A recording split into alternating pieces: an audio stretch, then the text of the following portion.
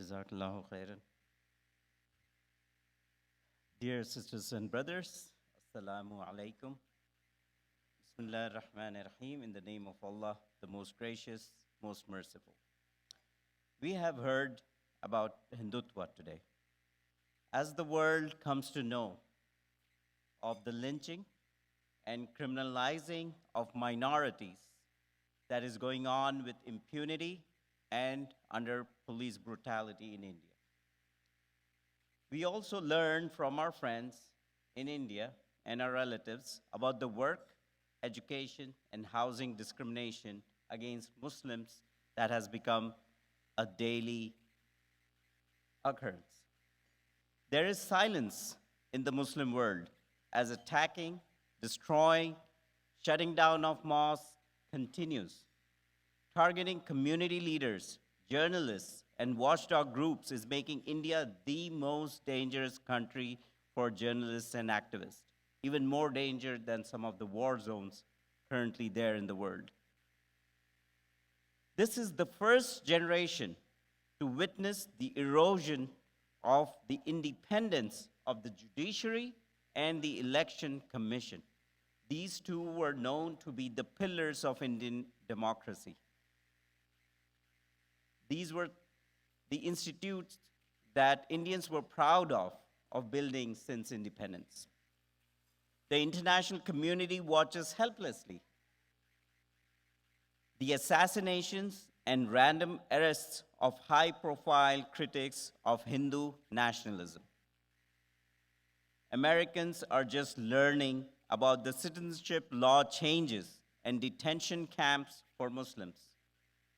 India is now ranked among the lowest by World Press Freedom Index. We see forms of ethnic cleansing in Assam and genocidal actions against Kashmiris. My dear friends, these are the results of Hindutva fascism. Fascism, we thought, ended after World War II, but it is not only alive and well, but is much closer to you here in the US than you think. As of 2020, there are reportedly 222 chapters of the HSS, the Hindu Swayamsevak, which is the US counterpart of the militant paramilitary RSS across 32 states and 166 cities right here in the US. Operating weekly with almost 10,000 participants in its youth and family programming. It has reported that its work in just 1 year recently involved 426 other organizations and impacted more than 45,000 families in 198 cities. The VHP, Vishwa Hindu Parishad, which is the religious arm of the RSS, has its branch in US called the VHP America. It operates 21 chapters in 14 states. In the last 2 decades, seven Sangh-affiliated charities spent almost $160 million on their programming, sending much of it to groups in India. Sangh is the Hindi word for group, and that is commonly used by people in India to refer to those groups that are aligned with this ideology of Hindutva.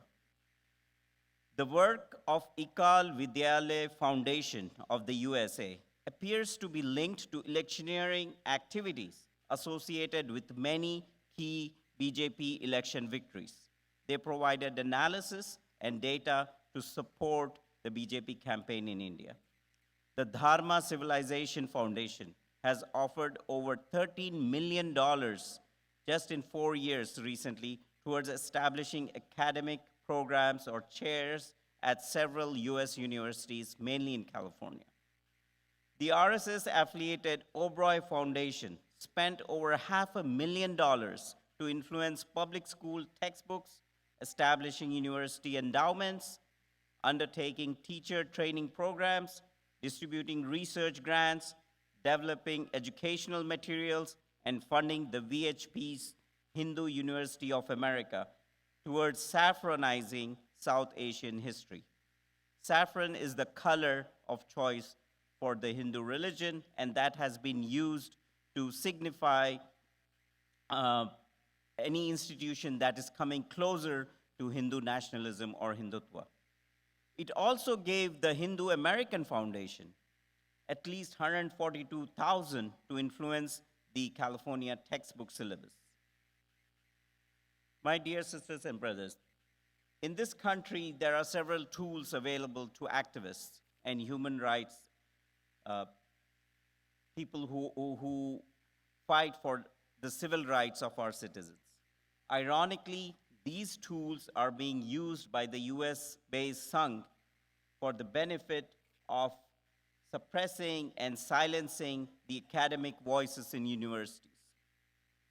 The Sangh's efforts to amplify Hindutva priorities in US domestic and foreign policy appear to include briefings and meetings held by groups like the Hindu American Foundation and the Foundation for India and Indian Diaspora Studies.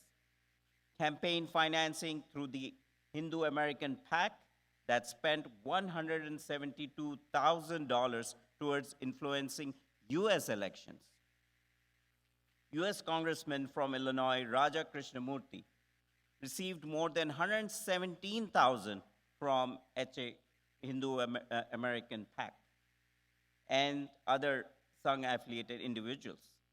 Between 2014 and 2019, he and presidential candidate Tulsi Gabbard also received $110,000.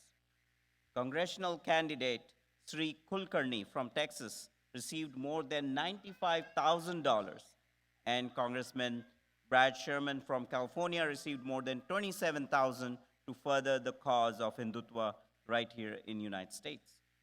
The efforts to impact US policies by these organizations and individuals included protesting the State Department's visa denial to Modi, the insertion of Hindu nationalist histories into public school textbooks, and assertion that India's state violence against Kashmiris is an internal matter to India. And they have been successful in many of these areas. The BJP-led government of India paid lobbying groups right here in DC $15,000 to $58,000 per month to forward India's interest on matters connected to US policy and academic institutions. The Buttada and Agarwal foundations gave over $2 million to Sangh-affiliated charities. These, ladies and gentlemen, is the growth of fascism. You are witnessing fascism right in our own backyard. It is no longer something that ended with Mussolini and Hitler, and it is not something that is thousands of miles away in some corner of the world.